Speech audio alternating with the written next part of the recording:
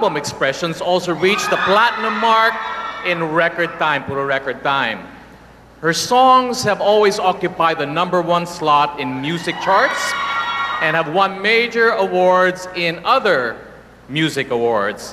For 2013, the Female Recording Artist for the Year is no other than Miss Sarah Geronimo. Presenting the trophy for the Guillermo Foundation is Mrs. Wilhelmina Reyes.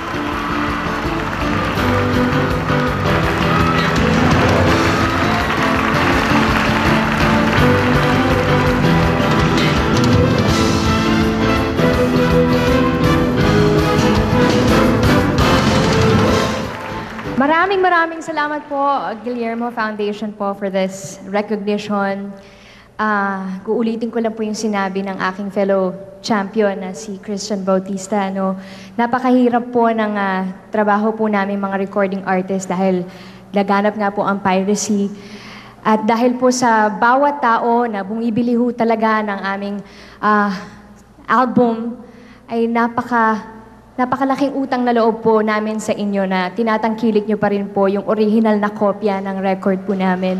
Maraming salamat po sa inyo. Patuloy nyo pong binubuhay ang OPM. Thank you. Mabuhay po ang musikang Pilipino. Kaisa ang Cebuana Luwilier sa pagkilala ng iyong galing at box office charm. Para sa amin, isa kang tunay na bida sa pelikula, telebisyon at musika. Congratulations, Miss Sarah Geronimo, sa iyong 3 tropeo, Box Office Queen, Female Concert Performer at Female Recording Star of the Year ng 45th Box Office Entertainment Awards. Congratulations mula sa Cebuana Luwilier. Basta pera, iba Cebuana.